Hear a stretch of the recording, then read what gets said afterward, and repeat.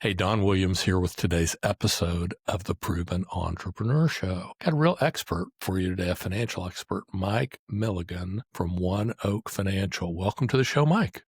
It's nice to be here, Don. Thanks for the invitation. Man, my pleasure. Thank you so much for coming. So tell us a little bit about One Oak Financial, what you do, who you serve, why you do it, all that stuff. One Oak Financial is a dynamic financial services firm headquartered in Norfolk, Virginia, but we serve all of the United States, including all the way out to Hawaii. I'm the founder of the firm. It formed 5 years ago as a company called Ideas by Mike. Currently has 21 employees. With our partner employees, we're over 100 in total. One of the things that's unique about this firm is that I've written a book called The One of a Kind Financial Plan. See, One Oak it's not about a tree or about an acorn. It's about being one of a kind, one oak. And we genuinely believe that everyone is unique. They have their own stories. They have their own desires. They have their own life to live, but they get bottled up in what the one size fits all financial world wants them to do with their retirement accounts, their investment accounts, their life insurance, their retirement income. And what they're missing is that the biggest expense you ever have is your taxes. And so we actually do tax planning, retirement income planning. Then we do investments, long-term care planning, and legacy. It's all detailed in a book I wrote called The One of a Kind Financial Plan that's available out on Amazon. It's an Amazon bestseller, and it's created a lot of traction. And I mean, it's something that we live out in our company, but we help our clients live, because if you want to live a one of a kind life, you probably deserve a one of a kind financial plan. Yeah, I love that. I love that. And if you want to live a one-of-a-kind life, you got to have a mission and a goal of what that's going to be. And so that makes perfect sense to me. So, Mike, tell me, most people think of financial advisors as like numbers guys. Tell me a human story that got you into this business. And I can tell that you want to serve people, that you want to help people. So tell me something on the human side, not the number side. Well, I could go back to my first client. And it's a story that I chronicle and a story that I learn from even now, 36 years later. My grandmother, my grandmother Granny, and I called her Granny, and then my pa, his name was Walter, her name was Elizabeth. My grandpa was a construction owner. So he owned a company that worked on building roads. But when I was about 11, he just wore out. Like, he was physically couldn't do anything, had a lot of ailments. Refused to go to the doctor because he was a proud Southern man. Well, he finally went to the doctor. They found out that it wasn't like aches and pains from like muscles. It was cancer, full body. And I was the son of a high school mother. My mom, I love her dearly. She is like one of my idols in life. And we grew up together, but Granny and Pa were instrumental in like my upbringing. And so I got to witness firsthand what it was like for someone who'd been married 50 years to lose the love of their life, but also lose the primary financial support. And Granny knew how to do something very well. She knew how to be a wife. She knew how to be a mother, but she also knew how to cook food. And she had this recipe that people always asked her to make. It was a collard sandwich. So two deep fried piece of cornbread cut in half with collard greens that were just amazingly seasoned in the middle. And so what she did is she just started, to cope with the grief of losing my pa, right? She started making them. And then she would take them to festivals, and she would take them to convenience stores. She would take them to lunch sites. And I get to saw her build a business out of desperation. She innovated out of desperation. And I didn't know what that meant, Don. I was just living with her, right? I was living life. And so she asked me to count her money. We put it in spiral down notebooks. We would put the money in Folgers coffee cans. We would also wrap the big bills up in tinfoil and put them in the freezer, and she would write liver across it. Because she said, if somebody ever robs me, they're never going to take the liver out of the freezer. Right. Agree. And so they're not stealing the liver. They're not stealing liver. Right. And so, Granny through middle school and high school, she brought me along for the ride, and I helped with sales. I counted her money. I count her as like my first client because she taught me what it was like. But I met somebody else along the way. That was a branch manager in a bank who I just thought was the coolest guy in the world because he wore a suit. The only other person I knew in that life in my life at that time who wore a suit was the preacher man, right? But I saw this guy, and I used to think preacher men dressed very well, right? And I saw the banker wear, and I was like, how do you become this? And that's what I wanted to become. Is I wanted to become a bank branch manager because I loved money because I got to play with it, count it for my granny. And I saw this guy wearing a suit, and I wanted to dress like that. So I wanted to become a branch manager. So I went to college. First person in my family to go to college. And when I was there, right, I got introduced to investments, trust management, estate planning. I was like, that's what I want to do. Right. Tom Brady was meant to be a quarterback, and Tiger Woods was meant to be a golfer. Peyton Manning was meant to be a quarterback. Derek Jeter was meant to be a shortstop for the New York Yankees. Mike Milligan was meant to be a financial planner. I And love that. I date that back to like seeing my grandmother, right? Helping her build a business. But not only am I supposed to be a financial planner, I'm supposed to be a financial planner who's an entrepreneur, own my own business, think outside of the box, because that's one of a kind. Yeah. And thanks, Granny. You did a good thing and did it because you had to do it. But many times that's what happens with a successful or proven entrepreneur. So let me ask you this. What's a common big money mistake you see entrepreneurs make over and over? And what's the smarter path that you'd advise them to take? Entrepreneurs make the biggest mistake they make is with, I think they make two huge mistakes, one with money and one with the business, right? The first one I think they make with money is they don't pay their taxes. And then they don't realize what the tax strategy can be that you have because you are a business owner. See, I could talk about this from a financial planning side because I know the tax code. I mean, I've done it. Taxes when you're a business owner, entrepreneur, you get the whole dollar, right? If you're an employee somewhere, you don't get the whole dollar, right? As an employee of somewhere, you get something less than the total dollar because taxes are taken out, Medicare, Social Security, your benefits, all that's taken out. So you're getting some percentage of the original. But as a business owner, you get the dollar. And then you get to deduct your expenses, and then you get to pay taxes. Totally different as an entrepreneur versus an employee. But what you don't realize is there's a lot of stuff in the tax code, like the Augusta Rule, right? That allows you to use your personal residence for business, right? So the Augusta Rule allows you to have meetings in your home as a business expense and pass money from your business onto your home tax free. And that's an expense before you pay taxes. Another thing entrepreneurs don't realize is you've got this, if you drive to multiple locations for your job, you can buy a car and expense it. It's called bonus depreciation, Section 179 of bonus depreciation. There's a lot of stuff that's on TikTok and Facebook that tells you how to do it. But the thing about taxes that entrepreneurs don't know is that taxes can come pretty low. Don, I'm going to let you in on a secret about my life. Do you mind if I do this? Tell me. I am such a proponent. I'm an American. I love being an American. I love being a patriot. I will pay my fair share of taxes, but I want to pay the least amount I possibly can. So my wife and I actually moved to San Juan, Puerto Rico. Now, my corporate headquarters is in Norfolk, Virginia. Remember that part of One Oak Financial? We're across the country, all the way out, have an office in Hawaii, all the way back to Norfolk. But I'm a resident of San Juan, Puerto Rico. Because as an entrepreneur, I can import money into the island with a couple of restrictions, right? Closer connection, have a residence, do more in Puerto Rico than I do here, live more in Puerto Rico than I live here. But on that money, I pay 2% tax. And when I mean tax, I mean 2% total tax. The money that's imported, I don't pay federal tax. I don't pay the state tax on it. I don't pay Social Security tax. I don't pay Medicare tax. I pay 2% federal. I am such an advocate for entrepreneurs of understanding the tax code that my wife and I will live in paradise for 6 months plus a day. We actually live more than that there. But I'm that I will sacrifice living in Puerto Rico to pay the least amount of tax possible while still running a multi-million-dollar business back home. And so that's like the first mistake is taxes. And that's something that I help people solve for.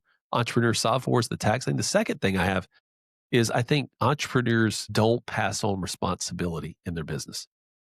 And I mean, you can't pass on ultimate responsibility, right, of managing the business. But what you can never replicate is time. And so if you're doing 100% of the things in your business, right, and you can't grow, it's because you're doing 100% of the things in your business. You have to find out, like, if there's 14 things that make your business successful, what are the 3 or 4 things you like doing the most, and then hire to do the rest. Because if you hire somebody to work full time and they can do it 80 to 90% as well as you can, it allows you to get that time back. And like, if you really want to exponentially grow as an entrepreneur, bring people in, create opportunities for people, and realize if they're doing it 80% of the way, 80, 90% of the way you're going to do it, it's going to give you back the time to grow your business. Man, I think that is pure gold. If you can find somebody who can do it even 80% as good as you should offload it. Okay. That's right. And go to things that you're magnificent at, that are in your zone of genius, and Right. work there only. That's not what I thought you were going to say was gold, by the way. Well, you hear different things. The other thing is on the tax thing, uh, most entrepreneurs, they're looking at their P&L, what's their biggest expense? And truthfully, for most of us, the biggest expense we have in life is our tax load, and so anything you can do to lighten that. And I totally agree. We're brothers from other mothers. I want to pay every dime that I owe, but I don't want to owe any more than I have to. And so it's just a matter of applying some knowledge and some logic. And if you don't have the knowledge or have the logic, that's why, and you've heard this 100 times on the Proven Entrepreneur Show, talk to a professional, talk to somebody who they already know, okay, and let them help you. Many times entrepreneurs, we think we're saving a nickel because we're going to figure it out ourselves. But I assure you, Mike has forgotten more about financial services than the average entrepreneur will ever know. And so you just reach out to an expert, make it simple, get your time back. Okay, now I'm looking for a case study, an anonymous case study, where you helped an entrepreneur or a family completely transform. Give me the before and after that you can without identifying the client. I mean, I love talking about my story, but I've already kind of given away the ending of that. Instead of paying 37% federal tax and 5.3 in Virginia, I'm paying 2%. So I've given you away the end of the story on that one. So, I mean, I guess I'll talk about from an entrepreneur standpoint. I've got real estate agents are entrepreneurs in the grand scheme of things. They're 1099 for the most part, and they don't get paid unless they close business. And most entrepreneurs, it's the same way, right? Whether you build homes or, you own a retail shop, you own a restaurant, you don't get paid until you sell something or build customers. But we'll tell the story of a female realtor. She came to me as looking to actually trade referrals. Having centers of influence, it makes building clients up a whole lot easier. But when we started talking, she had a little bit of whole life insurance, a Roth IRA, and she had some money sitting in the bank. What she didn't have was a tax strategy. She had a CPA, right, that was doing her taxes, but she wasn't an S corp. She was just paying. She wasn't drawing a salary for herself, right? She did not have someone on her team doing the $10 or $12 an hour work. She was doing it all from soup to nuts. And when we sit down and realized, and she told me she was 32 at the time, she said, I want to be a millionaire by the time I'm 40 years old. Okay, we're going to fast forward a little bit. She's been a client now for 5 years. And she's 37 years old. Again, when I met her, she had about 40,000 to her name. She was selling about $8 or $9 million of real estate per year. Fast forward to this year, she now has a closing transaction coordinator with her, a social media person doing her social media, closing $13 million a year with $700,000 of liquid savings, right? That is invested, not in a savings account. She is going to hit the goal of $1 million, but now she in where we were able to find that extra money done is her tax rate went down from 24% to 7%. Mm. Right. And so we found money to save by first finding it in taxes and then getting the money invested.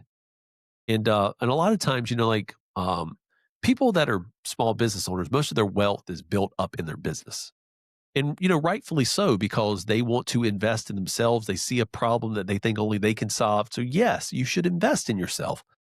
But what you should also do is save in case you can't solve the problems or you don't have enough people to solve them for. That's what I was able to prove with this one. Do you want to hear the twist in that story, Don?